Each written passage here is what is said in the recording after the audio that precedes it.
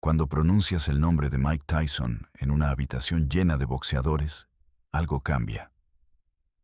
El aire se vuelve más pesado. Los que pelearon contra él hacen una pausa, como si necesitaran un momento para recordar. Y luego hablan, no con miedo exactamente, sino con un tipo de respeto que no necesita explicación. Mike Tyson, Mike Tyson, Mike Tyson. El nombre se repite en sus mentes incluso antes de que abran la boca. Evander Holyfield dijo una vez algo que resume todo. Cuando subías al ring con Mike, no solo peleabas contra él. Peleabas contra la idea de él, contra todo lo que representaba, contra el monstruo que habías construido en tu cabeza durante semanas. Y esa reacción, esa verdad inmediata y visceral, se repitió una y otra vez cada vez que alguien preguntaba sobre Tyson. Esto no es solo una historia sobre victorias. No es solo sobre knockouts brutales o títulos mundiales.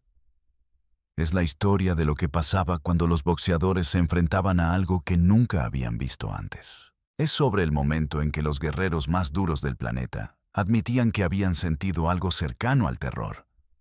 La primera vez que los boxeadores veían a Mike Tyson, algo no cuadraba. Era 1985. Y un chico de 19 años con una voz extrañamente aguda estaba destrozando a veteranos del ring. Michael Spinks, campeón invicto de peso semipesado, recordó su primer vistazo a Tyson entrenando. Lo vi golpear el saco pesado. El saco no se movía de lado a lado como con otros peleadores. Se doblaba, como si quisiera romperse por la mitad. Pensé, ese chico va a matar a alguien. James Bone Crusher Smith, quien peleó contra Tyson en 1987, confesó años después. Cuando lo vi en el pesaje, no parecía tan intimidante. Era bajito, regordete. Luego sonó la campana. Los primeros 30 segundos cambié mi opinión sobre todo lo que sabía del boxeo. Tyson no entraba al ring. Explotaba hacia él. Sin música, sin show, solo una presencia negra y dorada que se movía con una velocidad que desafiaba su estructura física. Mitch Green, quien peleó 10 rounds con Tyson, describió esa sensación. Era como pelear contra un toro, pero un toro que sabía boxear. Cada movimiento tenía intención, cada golpe llevaba años de rabia detrás. Lo que hacía único a Mike Tyson no era solo el poder. Había pegadores antes, Joe Frazier, George Foreman, Sonny Liston. Pero Tyson era diferente porque combinaba todo: velocidad, poder, técnica y algo más oscuro. Larry Holmes, leyenda del peso completo, intentó explicarlo después de perder ante Tyson en 1988. Mike no solo te golpeaba, te hacía sentir que cada golpe llevaba su vida entera, toda su rabia, todo lo que había sufrido. Sentías que si no te protegías, te iba a matar, literalmente. Jesse Ferguson, cuya nariz fue rota por Tyson en 1986, dio una de las entrevistas más honestas. Me dijo en el ring, voy a romperte la nariz, voy a empujarla hasta tu cerebro. Y lo hizo. Sentí el hueso quebrarse. Sentí el dolor explotar en mi cabeza. Y lo peor es que sabía que él lo había disfrutado. Tony Tubbs, quien cayó en el segundo round, describió la preparación. Mis entrenadores me decían, no te dejes atrapar en las esquinas. Pero Mike convertía todo el ring en una esquina. No había escape, era como estar en una jaula con algo salvaje. El poder de Tyson obligaba a los boxeadores a cambiar todo. Sus campamentos de entrenamiento se volvían sobre él. Sus estrategias se construían alrededor de sobrevivir, no de ganar. Pinklon Thomas, noqueado en el sexto round en 1987, reveló: pasé 8 semanas preparándome solo para aguantar sus primeros 3 rounds. Mi entrenador decía, si sobrevives a los primeros 9 minutos, tendrás una oportunidad. no sobreviví. Trevor Berbick, a quien Tyson le arrebató el título mundial en 1986, describió los momentos finales. Me golpeó con un uppercut. No lo vi venir. Mis piernas dejaron de funcionar. Me caí 3 veces intentando levantarme. Mi cuerpo no me respondía. Era como si mi cerebro hubiera sido desconectado. Tyrell Biggs, medallista de oro olímpico, pensó que su alcance y habilidad técnica serían suficientes. Se equivocó. Mike me castigó. No solo me noqueó. Me castigó por ser el niño bonito del boxeo. Me golpeaba y me hablaba. ¿Dónde está tu medalla ahora? Quería humillarme, y lo logró. Marvis Frazier, hijo de Joe Frazier, duró 30 segundos. 30 segundos que cambiaron su perspectiva. Mi padre peleó contra los mejores. Yo crecí viendo a los mejores. Pero Mike era diferente. Era maldad pura convertida en boxeador.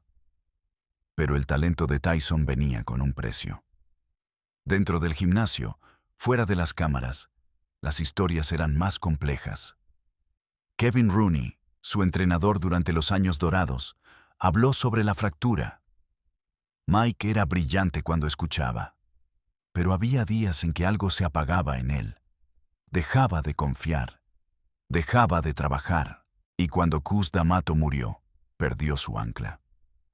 Teddy Atlas, quien entrenó al joven Tyson antes de ser despedido, nunca ocultó sus sentimientos. Mike tenía todo el talento del mundo, pero nunca creció, nunca enfrentó sus demonios, y esos demonios eventualmente lo destruyeron. Los boxeadores que trabajaron con él en el gimnasio vieron ambos lados. Razor Ruddock, quien peleó 2 guerras legendarias con Tyson en 1991, admitió. En las conferencias de prensa, Mike era profesional. En el gimnasio era un animal. Pero en privado podía ser un niño asustado. Vi las 3 versiones, y ninguna encajaba con las otras. Alex Stewart describió un momento extraño. Después de nuestra pelea, Mike se disculpó. Dijo, «Lo siento por golpearte tan duro». Yo estaba confundido. «¿Por qué te disculpas? Es boxeo». Y él solo se encogió de hombros. Nunca entendí eso. Hay peleas que definen carreras. Para Tyson, hubo momentos que trascendieron el deporte y se convirtieron en mitología. El 27 de junio de 1988, en Atlantic City, Michael Spinks entró al ring invicto. 31 victorias, 0 derrotas. Había vencido a Larry Holmes 2 veces. Era considerado por muchos el verdadero campeón. La pelea duró 91 segundos. Spinks cayó 2 veces. La segunda vez, sus piernas temblaron como si hubieran olvidado cómo sostenerlo. Un periodista le preguntó después qué había pasado. Spinks respondió con honestidad brutal. Me golpeó con algo que nunca había sentido. No fue solo un puñetazo. Fue como si toda su existencia se concentrara en ese momento. Supe que no podía ganar después del primer golpe. Lou Duva, entrenador de Spinks, fue más directo. Planificamos todo. Estudiamos cada movimiento de Tyson. Nada importó. Era como planificar cómo detener un terremoto. Butch Lewis, promotor de Spinks, admitió años después. Michael nunca fue el mismo después de esa pelea. Algo se rompió en él esa noche. Luego está la pelea que nadie esperaba perder. James Buster Douglas en Tokio, 1990. Douglas era un oponente de relleno. Las apuestas estaban 42-1 contra él. Su madre había muerto semanas antes. Nadie le daba oportunidad. Y entonces sucedió lo imposible. Douglas noqueó a Tyson en el 10º round. Los boxeadores que vieron esa pelea entendieron algo fundamental. Tyson era humano. Evander Holyfield, quien estaba en el público, dijo, «Vi el momento exacto en que Mike se dio cuenta de que iba a perder. Sus ojos cambiaron. El monstruo desapareció y solo quedó un hombre cansado». George Foreman, comentarista esa noche, capturó la conmoción. Cuando Tyson cayó, el mundo del boxeo se detuvo. No solo había perdido una pelea, había perdido su aura. Y en el boxeo, el aura es todo. Douglas mismo reflexionó años después. No le gané a Mike Tyson, le gané a la idea de Mike Tyson, y esa idea era más poderosa que el hombre real. El legado de Tyson se extiende más allá de sus victorias. Cambió cómo los boxeadores se preparaban, cómo peleaban, cómo pensaban sobre el peso completo. Roy Jones Jr., quien nunca enfrentó a Tyson pero creció viéndolo, explicó: Mike hizo que todos reevaluáramos el estilo peekaboo. Hizo que el movimiento de cabeza fuera sexy otra vez. Antes de él, el peso completo era sobre tamaño. Después de él, era sobre explosión. Lennox Lewis, quien finalmente derrotó a Tyson en 2002, nunca minimizó su impacto. Mike Tyson en su mejor momento habría sido difícil para cualquier generación. Su combinación de velocidad y poder era única. Lo estudié durante años porque sabía que algún día tendría que enfrentarlo. Vitali Klitschko observó desde Europa. Cuando empecé a boxear en los 90, todos querían ser Mike Tyson. Todos intentaban imitar su estilo, pero no podían imitar su instinto asesino. Eso era suyo solo. Floyd Mayweather Jr., de una generación posterior, reconoció: Mike me mostró que podía ser pequeño y aún así dominar el peso completo. Me mostró que la técnica y la ferocidad podían coexistir. Hay historias sobre Mike Tyson que nunca llegaron a ESPN. Momentos en hoteles, en gimnasios vacíos, en conversaciones privadas que revelaban al hombre detrás del monstruo. José Torres, ex campeón mundial y amigo cercano de Cus D'Amato, pasó tiempo con el joven Tyson. Mike era un ratón de biblioteca. Leía sobre Alejandro Magno, sobre Jack Dempsey, sobre conquistadores. Quería entender el poder, de dónde venía, cómo se mantenía. Mitch Green contó sobre un encuentro fuera del ring. Nos peleamos en la calle en Harlem en 1988. Pero antes de eso, Mike y yo habíamos entrenado juntos. Era tímido, tartamudeaba, se reía de sí mismo, luego se ponía los guantes y se transformaba.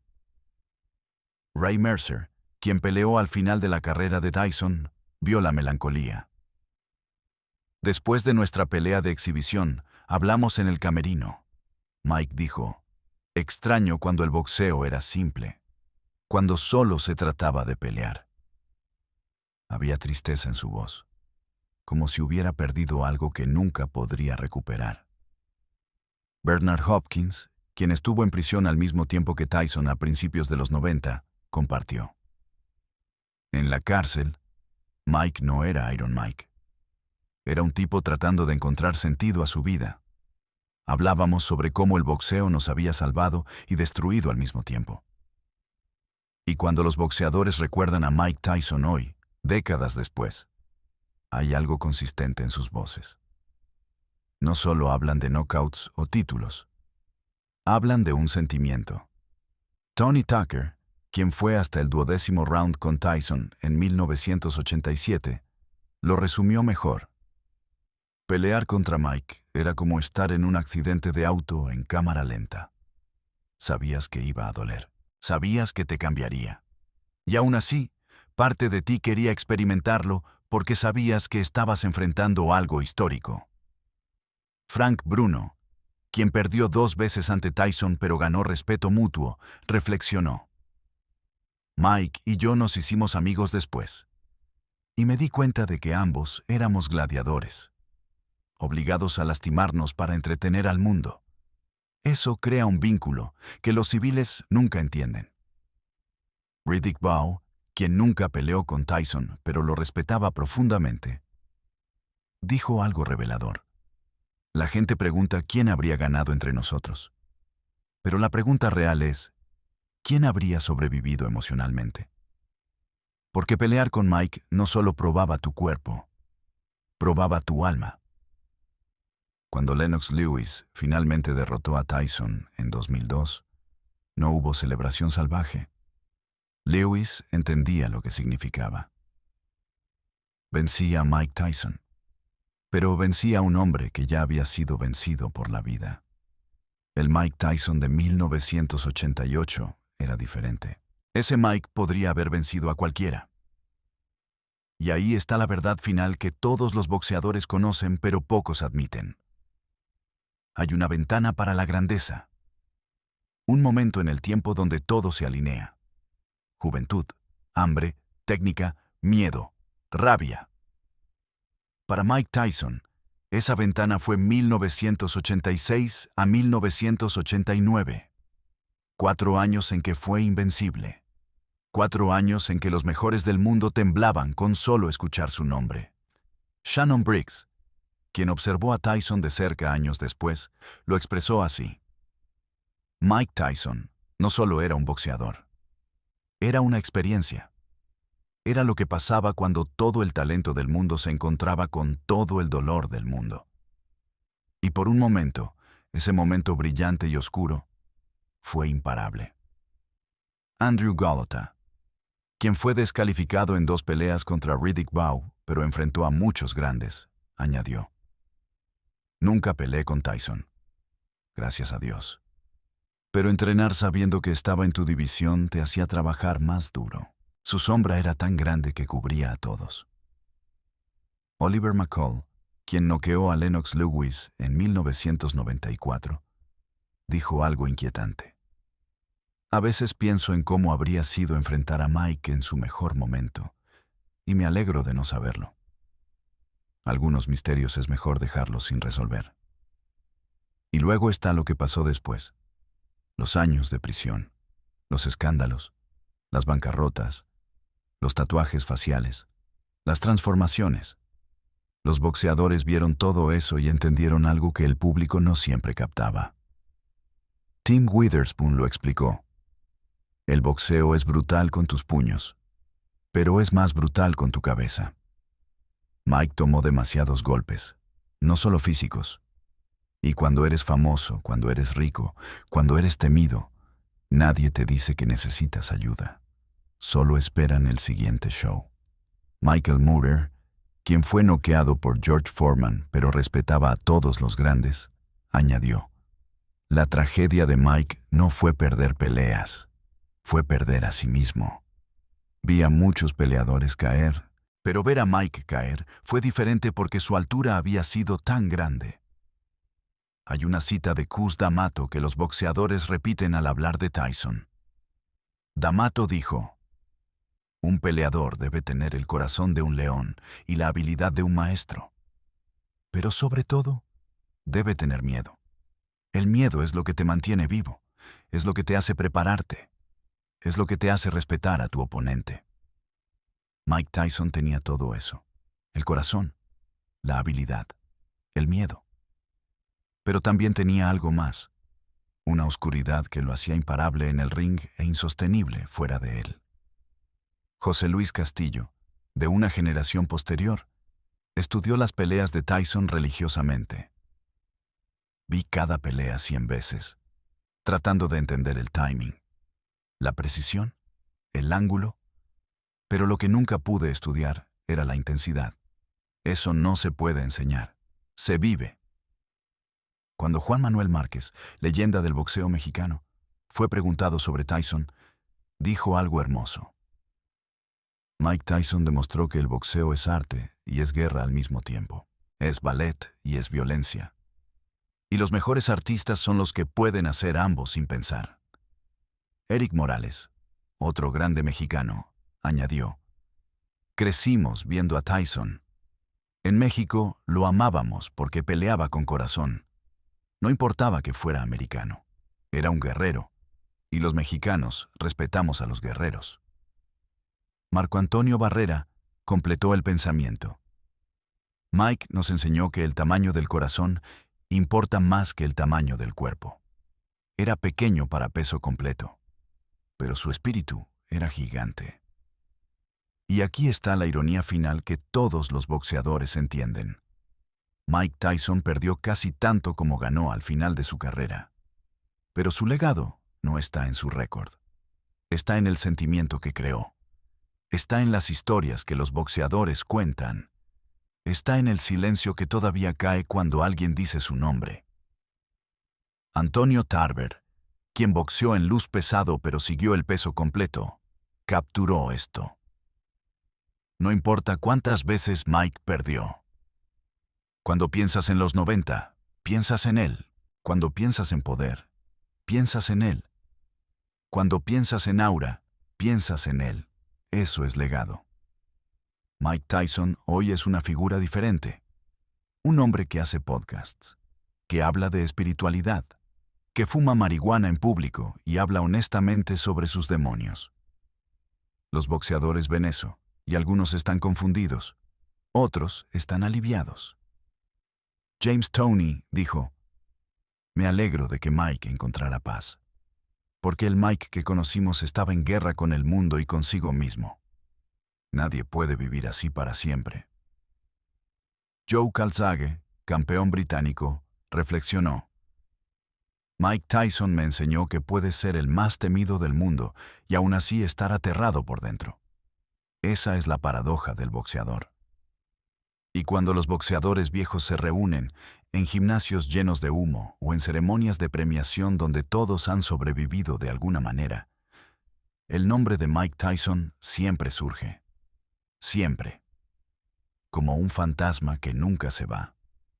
Como una medida contra la cual todo se compara. Larry Merchant, comentarista legendario, observó miles de peleas y dijo: "He visto campeones más técnicos. He visto campeones más consistentes. Pero nunca vi a nadie que capturara la imaginación como Mike Tyson. Ni antes ni después". Emanuel Stewart, entrenador de Lennox Lewis y Thomas Hearns, fue aún más directo. Mike Tyson, en 1988, habría vencido a cualquier peso completo de cualquier era. Ese es mi argumento, y moriré con él.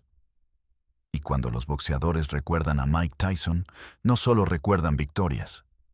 Recuerdan el sonido de sus golpes, el eco en el auditorio cuando conectaba. Recuerdan el silencio de la multitud cuando entraba, porque todos sabían que algo violento estaba a punto de suceder. Recuerdan la forma en que hacía que hombres de 100 kilos se movieran como si estuvieran siendo perseguidos.